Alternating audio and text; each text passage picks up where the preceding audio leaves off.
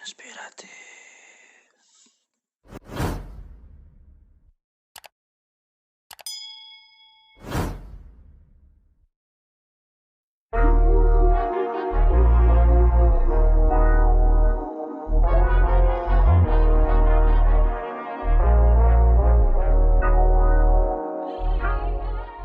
Selamat datang kembali di channel Toko Inspiratif.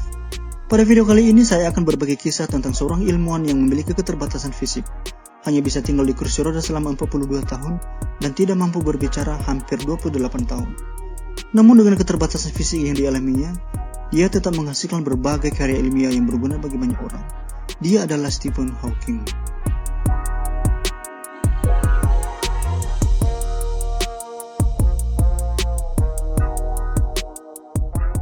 Stephen Hawking adalah seorang profesor dan ilmuwan fisika teoritis.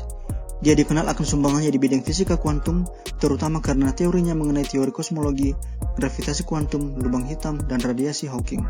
Salah satu tulisannya yang paling populer adalah A Brief History of Time, yang tercantum dalam daftar bestseller di Sunday Times London selama 237 minggu berturut-turut, suatu periode terpanjang dalam sejarah. Stephen Hawking lahir pada tanggal 8 Januari 1942 dari pasangan Dr. Frank Hawking dan Isabel Hawking. Ayahnya merupakan seorang biolog. Ia memiliki dua saudara kandung yaitu Philippa dan Mary, dan satu saudara adopsi bernama Edward. Kedua orang tuanya tinggal di London Utara dan pindah ke Oxford ketika ibunya sedang mengandung dirinya untuk mencari tempat yang lebih aman karena pada saat itu masih dalam situasi Perang Dunia Kedua. Namun setelah Hawking dilahirkan, mereka kembali lagi ke London. Pada saat masih sekolah, nilainya biasa-biasa saja, bahkan lebih buruk. Walaupun kelak, Hawking dikenal sebagai salah satu ilmuwan paling berpengaruh di dunia, sama seperti Albert Einstein. Hawking selalu tertarik pada ilmu pengetahuan. Hawking terinspirasi dari guru matematikanya yang bernama Dick Run. Ayahnya ingin agar Hawking masuk ke University College, Oxford, tempat ayahnya dulu bersekolah. Hawking lalu mempelajari ilmu pengetahuan. Dia mendapat beasiswa, lalu berspesialisasi dalam fisika. Pada tahun 1962, Hawking menerima gelar BA di Oxford. Setelah menerima gelar tersebut, dia tetap tinggal untuk mempelajari astronomi. Namun tak lama kemudian, ia memilih pergi ketika mengetahui bahwa mempelajari bintik matahari tidak sesuai untuknya, dan Hawking lebih tertarik pada teori daripada observasi. Hawking lalu masuk ke Trinity Hall, Cambridge. Ia mempelajari astronomi teoritis dan kosmologi. Segera setelah tiba di Cambridge, gejala penyakitnya mulai muncul. Pada saat itu dia masih berusia 21 tahun.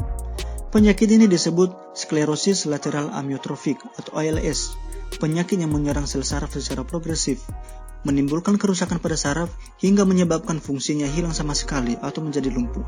Penyakit ini memang tidak menular, namun sangat berbahaya bila tidak ditangani dengan serius. Pada tahun 1974, dia tidak mampu makan atau bangun tidur sama sekali. Suaranya menjadi tidak jelas hingga hanya dapat dimengerti oleh orang-orang yang mengenalnya dengan baik. Ditambah lagi pada tahun 1985, penyakitnya semakin parah hingga ia tidak dapat berbicara sama sekali. Seorang ilmuwan Cambridge membuat alat yang memperbolehkan Hawking menulis apa saja yang dia ingin katakan pada sebuah komputer, lalu akan dilafalkan melalui sebuah voice synthesizer. Meskipun mengalami cacat jasmani yang luar biasa parahnya, namun karir ilmiahnya terus berlanjut selama lebih dari 40 tahun. Buku-buku dan penampilan publiknya menjadikan dia sebagai seorang selebritis akademik dan teoretikus fisika yang termasyhur di dunia. Kisah hidupnya lebih lengkap diceritakan dalam sebuah film yang dirilis pada tahun 2014 yang berjudul The Theory of Everything. Stephen Hawking tutup usia pada tanggal 14 Maret 2018. Dari kisah inspiratif kehidupan nyata tokoh dunia ini, kita bisa belajar untuk mempercayai kekuatan mental dan pikiran kita sendiri. Stephen Hawking tidak menjadikan penyakitnya sebagai sebuah halangan untuk tidak melakukan apa yang dia inginkan. Hal tersebut justru membuat dia menjadi lebih semangat untuk berbuat yang lebih baik lagi untuk banyak orang. Kalau Stephen Hawking yang memiliki keterbatasan saja bisa melakukan hal-hal besar, kita tentunya juga bisa melakukan hal yang sama. Yang Maha Kuasa tentunya sudah memberikan kita kelebihan masing-masing. Asal kelebihan itu untuk melakukan sesuatu yang berguna. Jangan takut gagal, tetapi mulai saja dulu.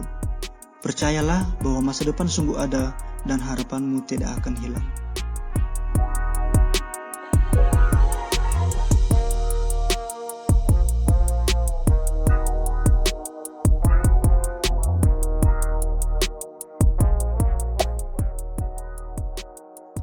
Demikian video kali ini, semoga menginspirasi dan menambah ilmu.